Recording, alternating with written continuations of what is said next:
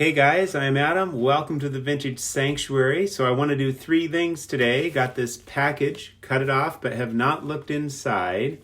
Some Kentucky hospitality here from Sexton's Kentucky Cardboard. So again, I have no clue, so we're going to check that out together. So that'll be really cool. And then I want to respond to Shane and Leo from Shoebox Legends. They have two questions. How has your collecting changed, and what set would you bring back? And in the process, I want to show off my budget Grail, which I showed off at a live stream last weekend, and people were giving me a hard time and saying, that's not a Grail, it can't be a Grail for whatever reason, because I think everything's a Grail, or because it's not expensive enough. It was not a comma card. In fact, it was nowhere near a comma card. But I think it's a Grail, and of course, you can decide if you think it's a Grail, and I'm super stoked about it. That's what really matters. So, hey, let's do this. Let's start with Sexton's Kentucky Cardboard and see what he sent my way. Let's see, there is nothing prettier than some beautiful stained glass windows in any house of worship. I hope these fit into your vintage sanctuary. Appreciate all you do for the hobby. Enjoy two older Hall of Famers and possibly two future Hall of Famers. Your friend Mike Sexton, Sexton's Kentucky Cardboard. Thank you so much, Mike. That is awesome. Let's check these out. Look at this. Wow. Look at this. Stained glass Mike Trout. Wow, that is beautiful. That is beautiful, Mike. And yes, that absolutely fits in the vintage sanctuary. Look at this.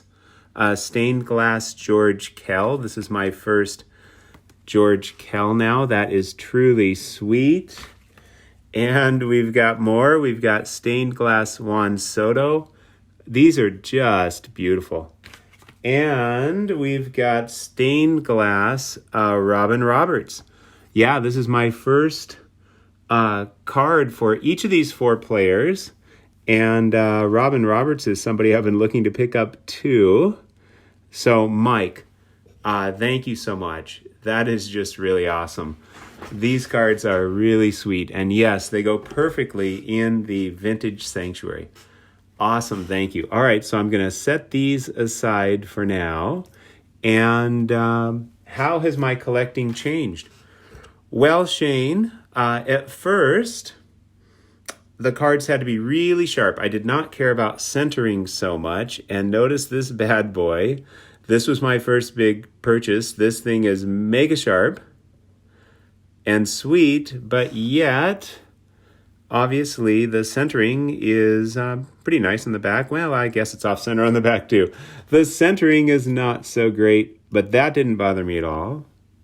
So, I thought maybe I can find some fives that I like, because that's a grade where if it's off center far enough, it can be sharp, and I must have sharp. I'm a sharp junkie. So I said, fives make me feel alive, but then I said, wait a minute. What about a 4? Could I get by with a 4? Look at this. This 4. I mean, this is ridiculous. This is ridiculous. This 4 is so sharp. So I got this 4 and did not have to give anything on sharpness. It's quite off-center to the top, but I don't think that's really noticeable for this card. So I said, yeah, this 4 has me wanting more. But then I said, well, hey, could I get by with a 3? So check this stunner out. Now, this is pretty sharp too. And talk about centered and talk about vibrant colors. Now, you can see just a tiny bit of rounding on the corners. So, not quite as sharp as the others. So I'm giving a little bit here. But this 3 just fills me with glee. In fact, that's about the most gleeful picture you might see of Willie Mays. So then, of course, the next logical question would be, could I get by with a 2?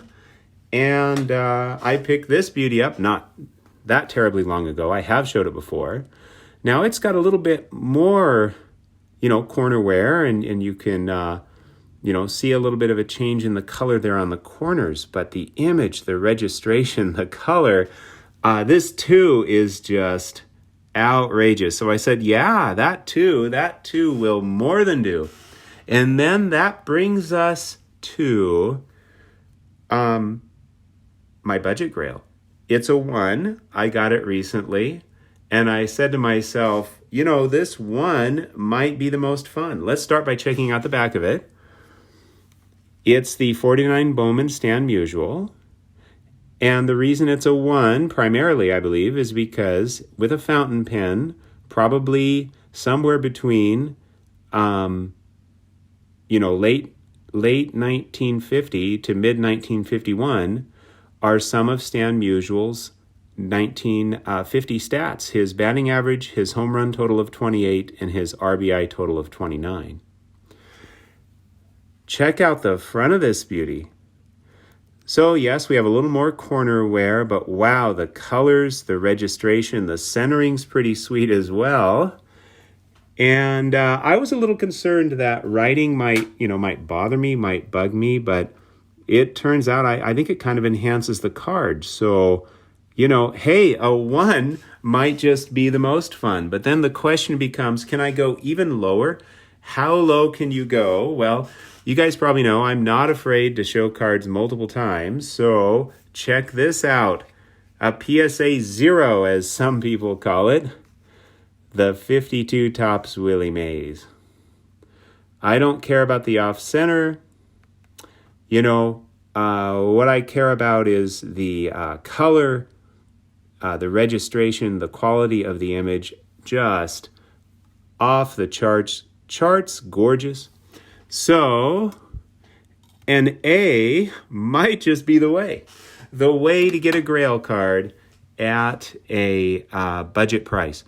At a price that you can either afford or really, really stretch for. So super stoked about my new budget Grail. Now, what set would I bring back? Great question, Shane and Leo. So if I were to bring a set back, it would be the 1954 Red Heart Dog Food. Here's the Warren Spahn in a 3.5 that I have not shown for some time. And this card is absolutely magnificent. Magnificent indeed. So I would bring the Red Heart Dog Food back. Here's one more, also in a 3.5, Carl Erskine. People say I show a lot of Yankees. Here's a guy, his hobby was striking out Yankees. So I'm not afraid to show Carl Erskine as well. I love that card, just absolutely love it. Shout out to the Drew, who kind of turned me on to that. So I would bring back the Red Heart Dog Food set. I would have Leo be the spokes dog. You'd get 1 card per maybe, case of dog food or something like that.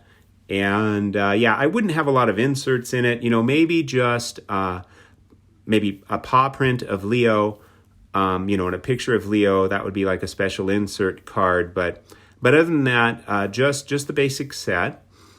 I wouldn't overproduce it, but it would be available, but not overly available. I'd use the glorious cardstock from 1954, the printing methods from that time, and just give us some, fully vintage cards, but insert them into dog food.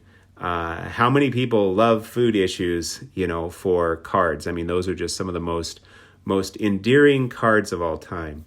Well, finishing this out then, let's grab a couple of these stained glass here. I think I'll grab the Trout and the Robin Roberts and say, thank you so much, Mike. These are really sweet. Thank you, everybody, for sharing in my joy. I hope you had a wonderful and peaceful time in the Vintage Sanctuary. Well, I was just looking online at different 49 Bowman, and I seen this Bob Feller on there. It's got a little mark on the back. Can't even hardly see it. It's a 1.5. I don't care. For $65 delivered, so I said, I got to have that. Super glad. Dan Musial is first up for the Nationals in their half of the 12th. Here comes Sullivan's first pitch. And there it goes. A home run over the right field screen. It's the 4th All-Star homer in Musial's career. and by far the most important. The National League wins an uphill battle 6-5. The National League now has won 5 of the last 6 of these midsummer spectacles. Musial's teammates gather at the plate to greet the hero. The St. Louis Cardinal star is jubilant over the victory.